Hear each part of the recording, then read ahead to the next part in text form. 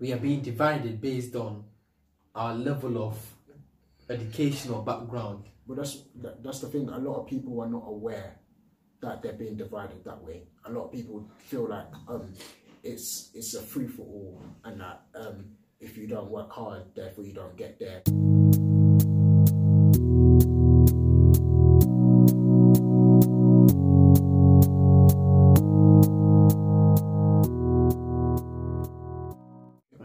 Hello guys, welcome to the Econ Cabin. My name is Kwame and I'm here with Raphael, man, the one and only.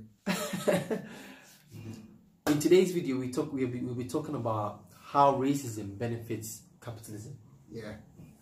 I hope you guys enjoyed this video, and don't forget to like and subscribe as well. And when you subscribe, hit the notification button. If you want to see most of our videos, we post on Sundays and Wednesdays. So hit the notification button so you can get every notification whenever we post, right? And don't forget to share this to your friends as well. Share this video to your friends. They need this information, what Ralph is about to share with you guys. You guys need it just the same way I need it, right? So I hope you guys enjoy this video, and let's go. Ralph, we have so many conversations, right? You always like talking about racism and capitalism. So what's your view on that? What would you like to share to the people right now? I'm just making this bold claim and statement that capitalism, sorry, that cannot work without racism. As in, like, the system needs division in order for it to work, if you understand what I mean by that. The system needs division in order to work. Yes.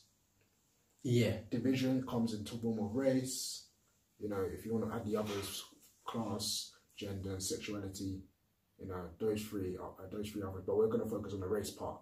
That's what is needed today for it to thrive. Yeah. So, in the sense that we have obviously what we call black, white, you know, Asian, Arab, or whatever you want to describe in it. Yeah. Arabs are Asians anyway. So yeah, my point is, like, those groups, yeah, they all exist in our society today. And even though, you know, when you look at things like the scientific method, it says that everyone is comes from one race, which is the human race. You know, we have subgroups in it, and these subgroups happen to be black, and so on, right? Mm. So in terms of how it helps and aids in capitalism, is the fact that well, in terms of you know, the fact that we have what we call a system of what some people describe politically as white, cis, hetero patriarchy. That's where it breaks down to those four groups. And the race aspect of it is that the white, yeah, is the standard, at the height of everything, right? So white being the standard, the height of everything, that means that anything that is not like doesn't have to be necessarily non-white. It can be in terms of as close to the standard of whites. The white standard, yeah, is seen as the height of what should be achieved, isn't it? So, for example, I think I've mentioned this in another video before. We had a discussion on it. Yeah, it wasn't on video, but yeah, it wasn't on video. Okay, so in terms of people in Nigeria, right? So people in Nigeria, compared to people like me who are here, I'm British born from Nigeria origins, yeah, I will be closer to the white supremacy model because of the way I speak and the way my culture. Yeah, well, in terms of the culture as well, yeah, and everything, yeah. Obviously, you speak and that. Yeah. You get me? Like, yeah, for yourself, in there. But yeah. So in terms of that standard and whatnot, yeah, that would make people like us, yeah, more closer to the so-called white supremacy. No. I'm talking about when you were saying, yeah, that's the race aspect. The African side of it. Yeah. Because my accent will put me further away from the white supremacy. Is that what you're trying to say? Not accent necessarily. I'm saying our accents compared to the ones in Africa. Yeah, all right, cool.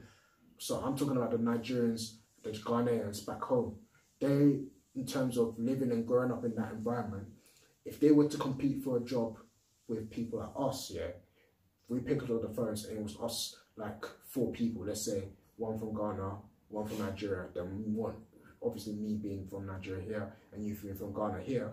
If we were going to go for the same job now, and they're going to take 2 of us, it's most likely that me and you will get picked because we sound more closer to the standard. You understand? However, they don't live here. They can tell instantly by the accent that they're not from here. They can tell instantly by the way they answer certain questions. They're not from here. You understand? So that's why they're less likely to be picked, right? But now, if we came across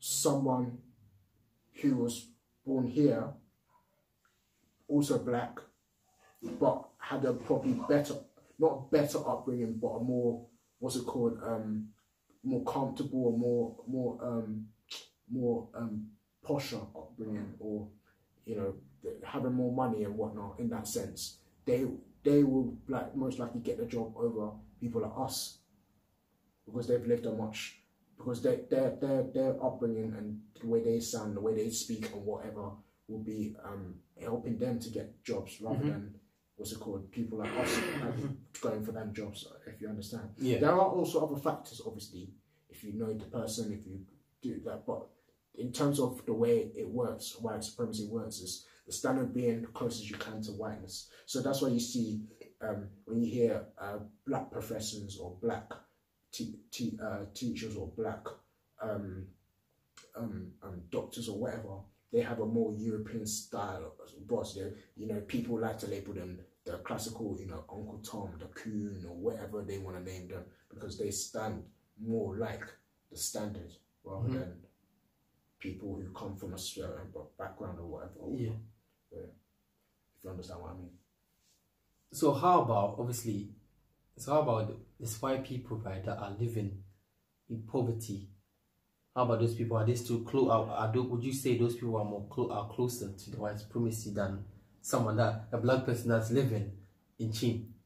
It depends in what aspect, because it can be looked upon like from the fact that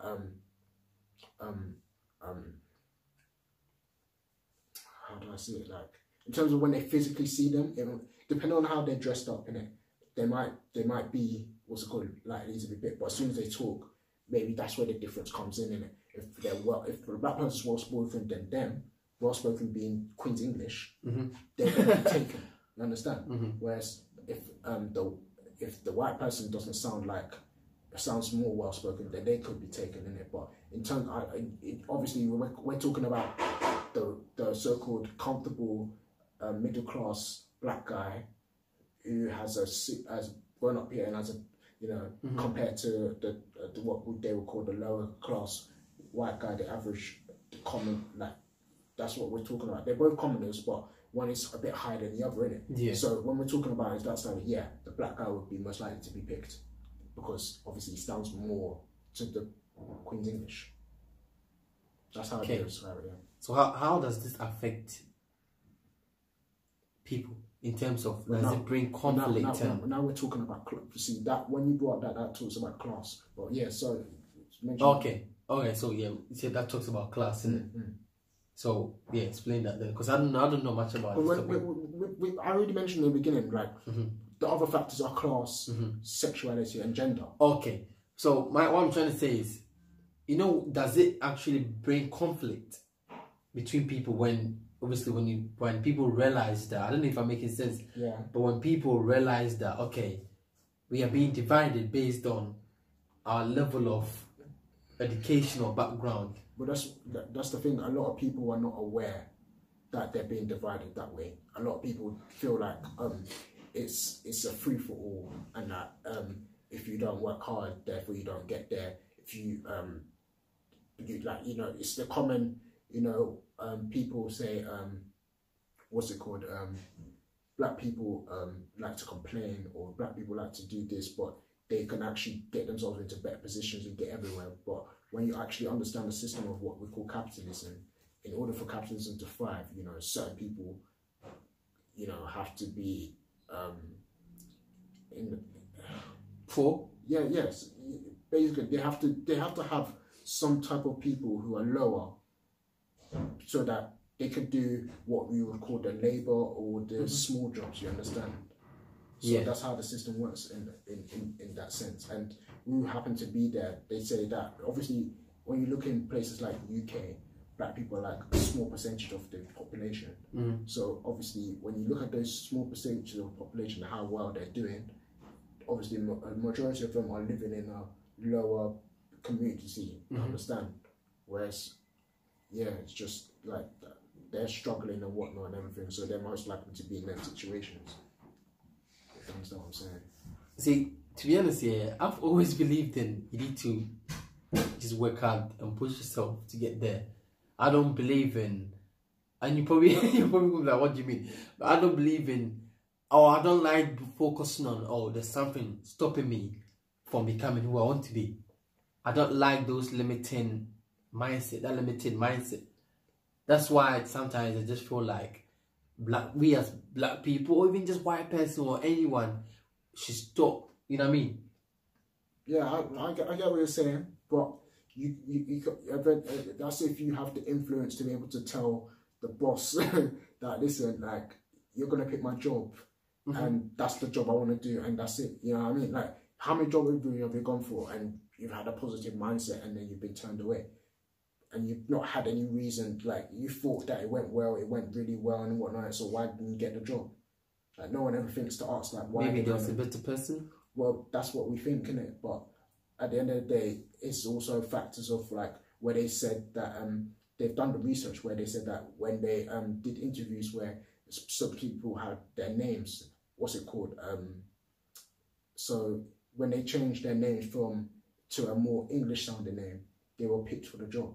Whereas if they sounded like this, they didn't get picked for the job. It was like my sister went for an interview one time, and they said that our surname sounds similar to Japanese people. So when they called her up and invited her over and they saw her, they were thinking, how is a black woman with a Japanese name? Like, what's going on here? Was she adopted or something like that? Like, they were so confused, but that was the point. Like, did she get a job? She didn't get the job. No, of course, they said, yeah, we needed Japanese people. We didn't need you.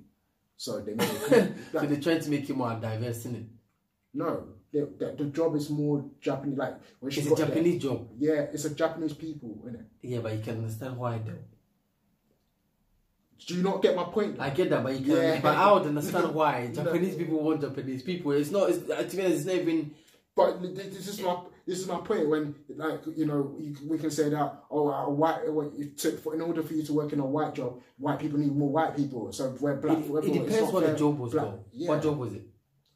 That's what I'm saying. Like, it was a food. It doesn't matter because it was a food job, innit? It's a food job. It was a food job, but it doesn't matter. So if you were making jollof rice, bro, if this was a Nigerian restaurant, they make what do you call it, the traditional Nigerian food, would you want Amy from Team to work there as well? Amy from Team might be Nigerian. Then I'm talking about Amy, a white Amy from Team. A white Amy from Team to work in a Nigerian restaurant. Well, yeah, that could be the argument that you can make. Yeah, it's not right, but yeah, you know what I mean. That's not necessarily the case that in this situation. Well, that's probably a bad example that I gave anyway. But no. Yeah, I mean, like, I'm saying it depends on the job. If it's food, I can understand. But if it's an office work, then they are wrong for that. Even in office, even if it was a food job, like, to a degree, like, it's all like, whoever can do the best job, that's what that should matter. Nah, I would not want Amy from, what do you call it, Team. No, that's a fair enough. That's a fair enough.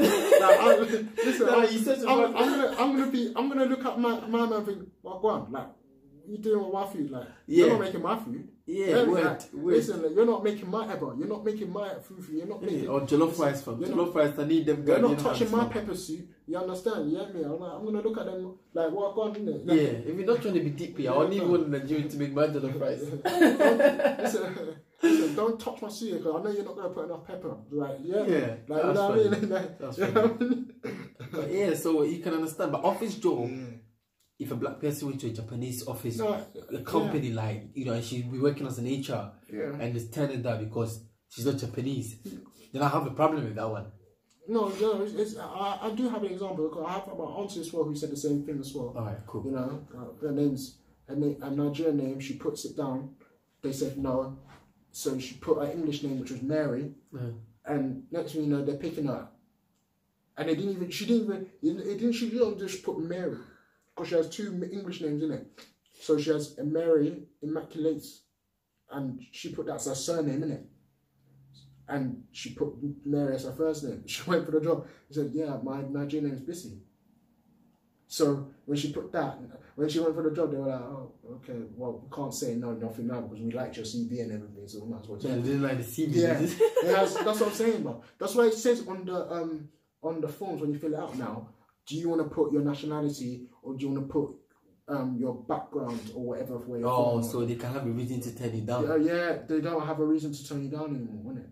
But they can still tell from the name. Innit? Yeah, because obviously, if you're Tunde, fine, turn up for the job. Oh, with the Tunde, you we don't want a Tunde. We don't want that guy.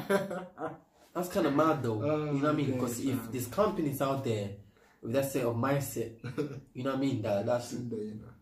Yeah, that's illegal. Yeah, but it's a real thing, bro. Like there's research behind this type of stuff, innit? Like everyone knows that race influences capitalism, or at least supports and aids capitalism thriving. Do you understand? So this whole thing about oh, it's just in our heads and whatnot. It's not in our heads. Like they know this is what's happening because the people there putting systems in place. Like, you know, another example is, you know, when it comes to things like crime and whatnot and everything.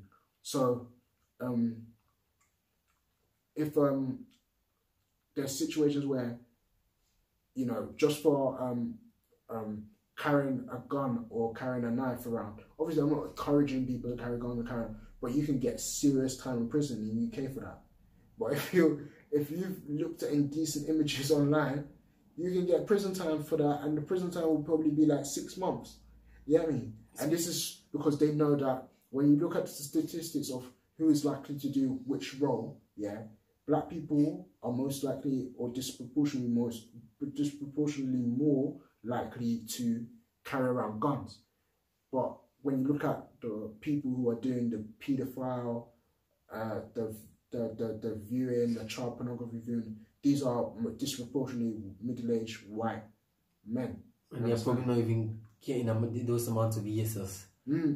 No, this is facts. They know this. There's no. Yeah, but there's no like law telling them that they can get 2-6 years in prison for that. There's like a law saying that, and the craziest thing is, if you get caught with a gun, depending on how many bullets you've got, you get an extra year for each bullet you have. So like, it's not like they're counting how many porn images they got caught with, and look, that's another month, that's another, you know, or another minute on their sentence. They're not even trying to do that. They're just like, you know, that's the time you're going to do. Yeah, but you see, touching a young girl or a young boy, that messed up the kid. You know, that could lead. I'm not saying touching. I'm just saying seeing images online. Yeah, but still though, like they should be getting jailed more than, or if not the same as someone with a gun in it. But speaking of race in prison, right? So I don't know if it was Daily Mail or The Sun or something like that, right? I saw this on Twitter. So 6 people were arrested in it. 5 of them were white and only black person. But they made the front page the what? The black person. Yeah, of course. And I saw people like, how? It's 5 white people and you made the cover a black person. You put the only one black person on the cover. Yeah. Even I saw white people upset over that. Of course, like when we say the racism and whatnot, we're not saying that all white people. Like, listen, like a lot of black people out there like to, and I say unfairly throw it like it's all white people doing this and whatnot. No, we're saying that it's an inbred system going back to a specific time period where they were putting things like my man was 3/5 human, or my man was condemned from the curse of Ham or whatever in the Bible, or all that stuff. Yeah. The curse of who's that? Muslims? No, the curse of Ham in the Bible says the Ham. Ham. No, Ham is one of the sons of Noah. Oh, see, I thought they even Ham regular. no. Basically, in the story it goes that Ham, what's it called? I forgot his name. I think it's Chem or something like that. He saw Noah naked, so Noah cursed him for seeing him naked and said that his sons will be slaves of every nation or whatnot. So they say that Ham comes from this region called Kemet, which we know as Egypt today. Yeah. So therefore they say that the people who live in that region are black, and therefore they're supposed to be slaves.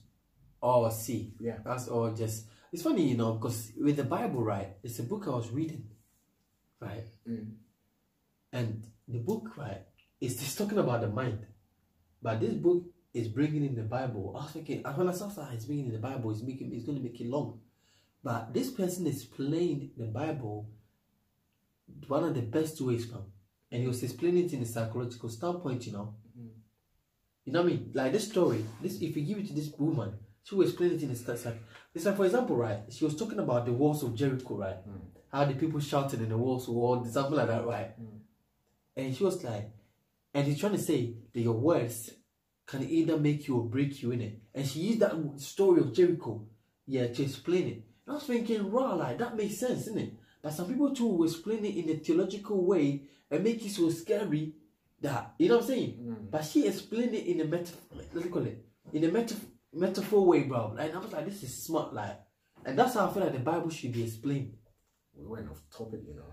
I know, but because you were talking about the Bible, innit? Yeah, I brought it up because of the fact that to show you where the idea of what we call racism comes from. And that's what I'm trying to say as well, that because we take the religion so literal, and that's why some people too always probably pay, because religion as a part of playing it, like playing this.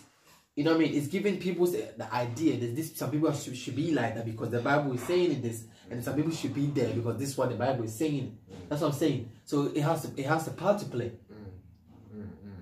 That's what I'm trying to say in racism. Bro, it's all mad anyway, man. It's all mad, but anyway. Yeah, man. You have anything you want to add to it, or your? It's just, bro. That's it, man. That's all I can say. Man. All right, cool. All right, thank you, guys. I need to do more studies on this still. I still need to do more studies on this still, but yeah. Yeah. The next time we'll jump on the religion one more and racism in it. Definitely, man. Yeah. Anyway, shots on the sister walks in. Huh?